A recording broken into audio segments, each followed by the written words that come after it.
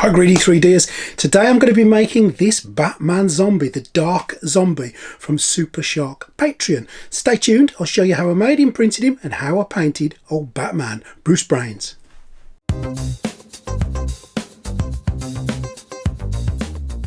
We all love zombies, right? And SuperShark have done quite a few actually. I've done the Superman and Wonder Woman, and now I'm going to be doing the trio. I'm going to be doing the Zombie Knight, old Batman himself. If you want to get hold of this file, I'll put a link in the description where you can get it from. I suggest you check out their Patreon. There's some awesome stuff on there. Now, it has been printed in Elegoo ABS 3 Pro. This is one of their tough resins. It's a wonderful resin, and I've printed the whole of the Zombie Knight in said Elegoo resin. And here's the cape. That's one of the first prints that I did, all been printed wonderfully. Everything now is done, and as you can see, it's been primed after a bit of sanding with some Chaos Black from Citadel. Here is the Batman's head, or the Zombie Knight's head. The base I did on my Bamboo Labs A1, and also the cape, if you want to see how I put this together. I hate capes, everybody hates capes, but they are a necessary evil. I've done you at how to make 3D printed capes a little bit easier video. Check it out at the end of the video. Not too much airbrush stuff now. I'm starting off with demonic yellow. I'm going to paint his iconic yellow belt. That's going to get a blast all across of this before I move on to some of this regiment grey. Now, it's not that I forgot to press record here. Of course I didn't.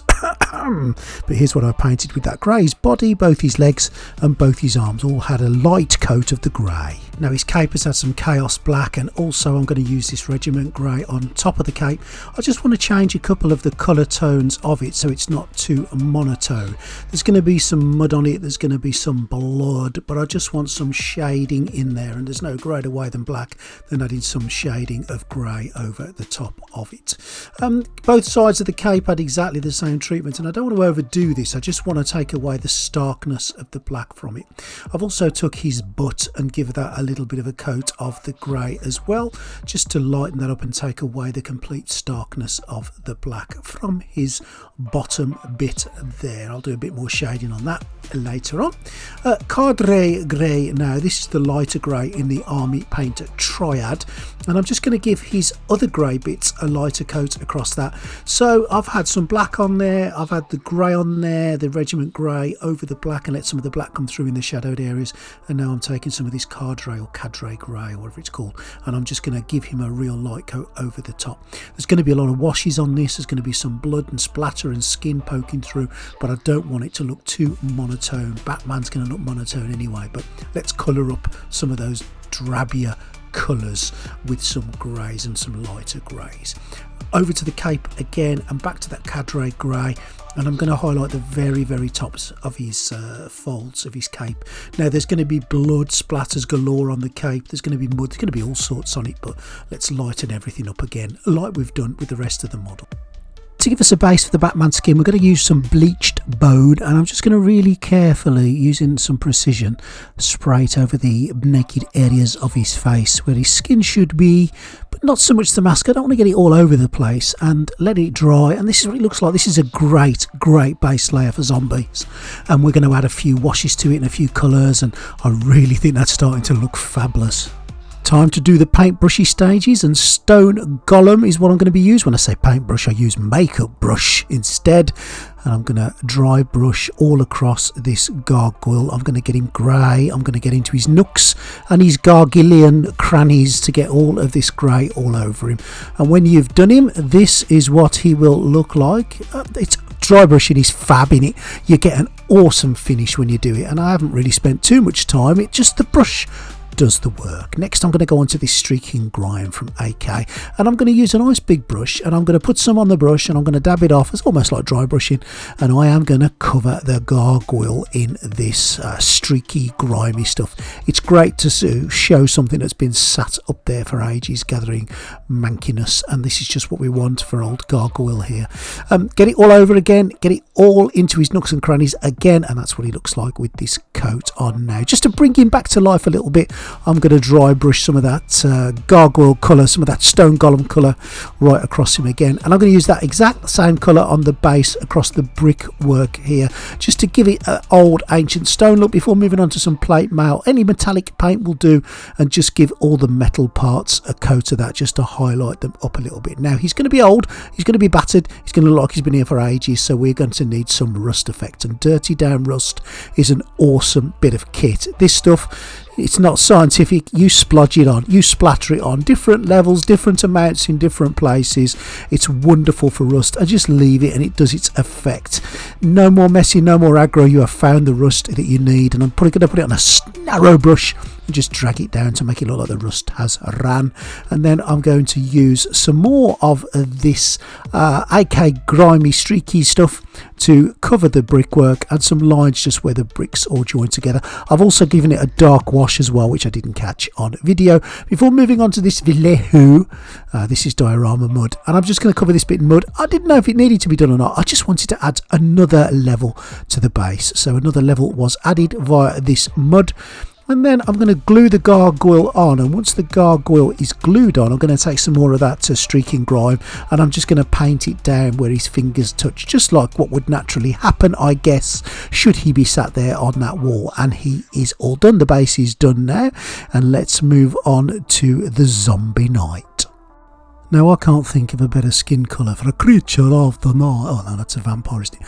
Necrotic flesh for a zombie. And all I've done here is watered it down a little, and I'm just going to go over that pale sort of bone colour, just to give him a little bit of old Batman is a rotting, and that's what he looks like. We need to do a bit of tidying up of that, of course we do, but that's got a base colour on. Now this model has a plethora of marks and wounds and holes on his uniform that all need to be painted with this necrotic flesh colour. This took me a while to do with a very narrow brush, and shed loads of patience just painting it all in. There's quite a few little coats to go on top of this, but let's start off with necrotic flesh, and I'm not going to show you the whole process because it took hours. I'll just show you the end result, and there is layer number 1 on top of him. I gave it another layer after that, which I didn't show you. I'm not going to bore you with that, but you get the gist, I'm sure. Next, I'm going to take this Army Painter speed paint. This is blood red, and what I'm going to do is there are some sinews on him, on his face and on the rest of him, that need to be painted with like a here are my muscles hanging out colour, and this colour is marvellous for it. It's a speed paint, and it just dips into the background and looks darker, and in the foreground it looks a little bit lighter. So there's the second colour that's gone onto his wounds. I haven't done all of them, just the ones where his muscles is a poking through, as you can see there. Next, I'm going to take this flesh wash, because what I want to do now is make that green sort of necrotic flesh colour just look a little bit more alive. So I'm using the flesh wash on those areas to bring it to life, and this wash does a fantastic job on top of the necrotic flesh. It really does make him look like his skin is a zombie.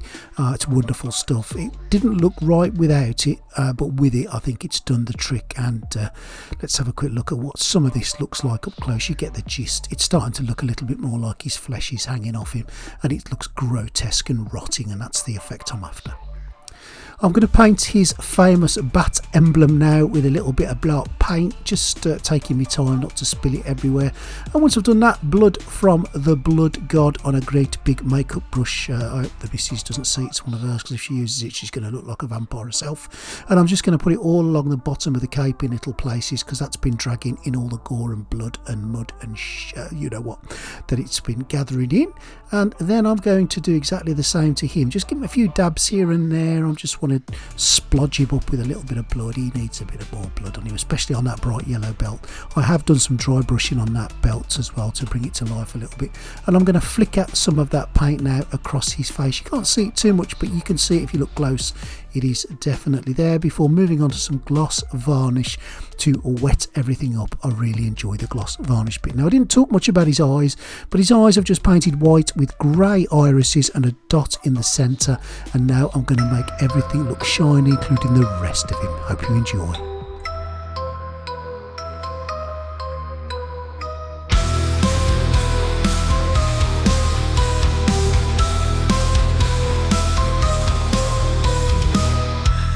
Skies are dark tonight. bat signal shining, oh so bright. Zombie bats in eerie flight, flesh eating on the city's height. Alfred hiding in the cave, trying hard Gotham to save. Justice League can't behave, zombies hunger too depraved. Brains, brains, they gotta face, from the greatest to the least. Gotham falls, it's the beast. From Bruce Wayne comes the beast.